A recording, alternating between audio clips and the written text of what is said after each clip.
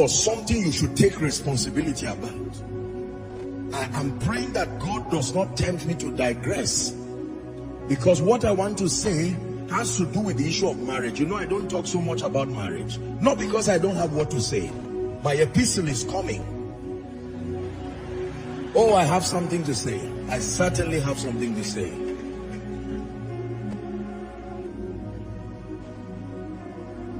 But allow me steal from my file and teach you something tonight. Do you know, ladies and gentlemen, I think it was in the weddings of one of our people, I was saying this. Marriage was not supposed to solve all your emotional problems. Please listen to me. There are many people who came into marriage because they failed in every other relationship, and they now decided to shame marriage and blame it.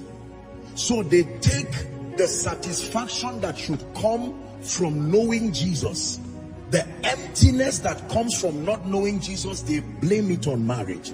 The emptiness that comes from not living a purposeful life, they blame it on marriage. The emptiness that comes from not understanding human relation skills, they blame it on marriage.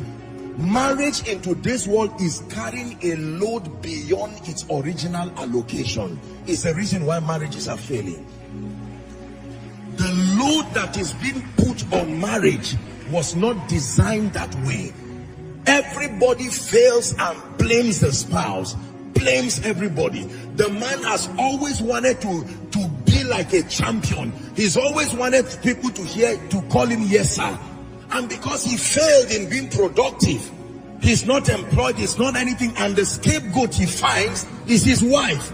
And he transfers the aggression that he would have gotten and blames it on the poor girl. Are we together?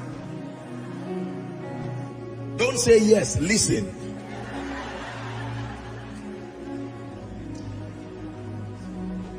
How about the ladies? They carry their baggages of low self-esteem and all those kinds of things and bring it into, you know. And after 10, 20 years, they look at the man and say, do you know, from the day we got married, I've never been happy. And the man is shocked.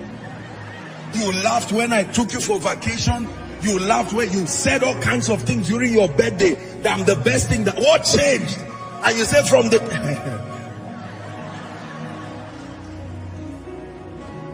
drama. Do you know why? Please look at me. There is a level of emotional satisfaction only knowing and loving Jesus can give you. There is a level of emotional satisfaction only discovering purpose can give you. There is a level of emotional satisfaction only relating with family members can give you. Not your wife, not your husband. There is a level of emotional satisfaction only being gainfully deployed, if not employed, can give you. If you are not gainfully employed, you can be gainfully deployed. Productivity controls that kind of passion and that satisfaction. There is a kind of emotional satisfaction only being a giver can give you. Now, if you fail in all this area, then you decide to, I don't know if it's to reward now or punish yourself by getting married. And then you now blame your spouse.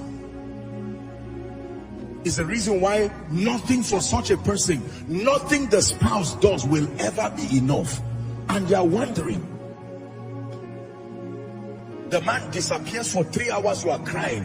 Is it that you don't want this marriage again? The man says, I'm busy. What is all this? The time you are using to cry, you should have been using to do something with your life. And because you are not doing anything with your life, you transfer your emotional luggages.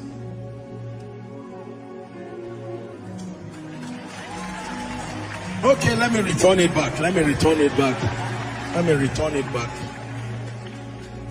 Zip it quietly. The Bible says, right, there is a time for the vision to speak. But have you learned something? So while you get angry, there are people like that. They call everybody getting angry. What is wrong with our relationship? Huh? You are not being serious again. You are not, is it that you are not my friend again? The person say, I'm busy. We were classmates in primary school. I'm now a senior executive. It's not pride. I am busy. Since you did not grow, that potential difference is too low. I don't hate you, but how do I now start bending backwards? People don't go. It's not a lie. Let me teach you something. Let me teach you something. And I'm not being sarcastic.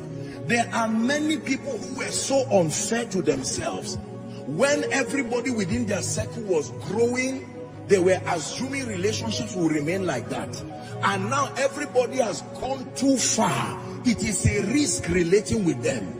Because everything you know is too classified. Their level of growth makes it a risk relating with them. It's not pride. It's the truth. If you sit with them, you can't discuss anything. They are still talking petty, childish, gossip things. You are talking about transcontinental impact. What do you now discuss with them? They have refused to grow. Do you know that can happen between a spouse?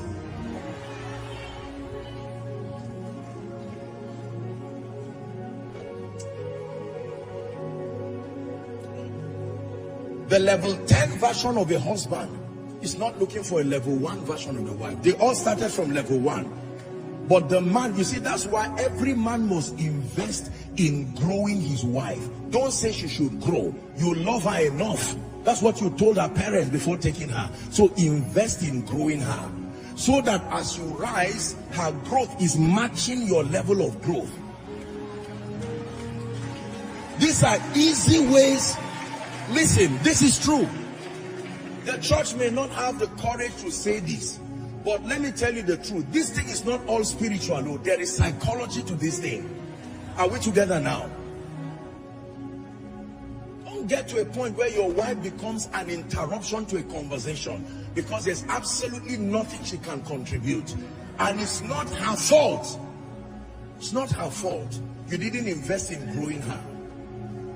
By the way, I hope you know that it's not because she should grow that you love her. That is not a love thing. It's an efficiency thing I'm talking about.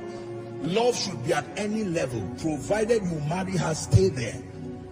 Are we together? Don't say if you grow I will love you more, then you never loved. True love does not have a reason.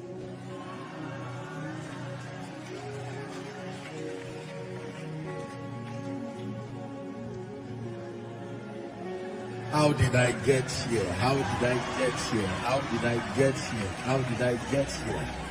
I repent with sackcloth and ashes. I repent, but I'll still do it again. Don't forgive me, tolerate me. Are we learning? This also happens in organizations. The set man, the CEO, grows alone, and all the people who are around don't grow.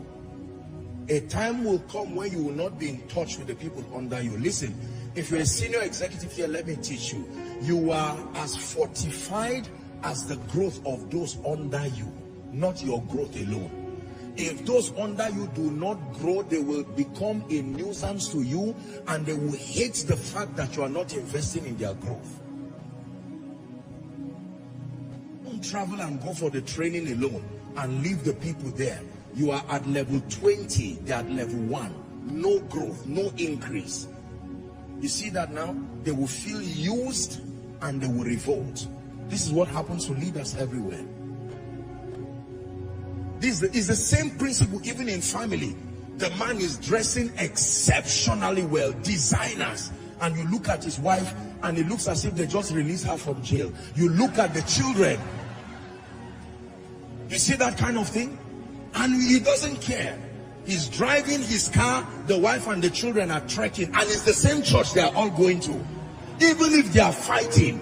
Koinonia, I hope you are not doing that. Oh, this one is my jurisdiction. Stop it fast. If you are doing that, if for any reason you are, seek counseling if there's a marital problem, but don't treat your wife that way.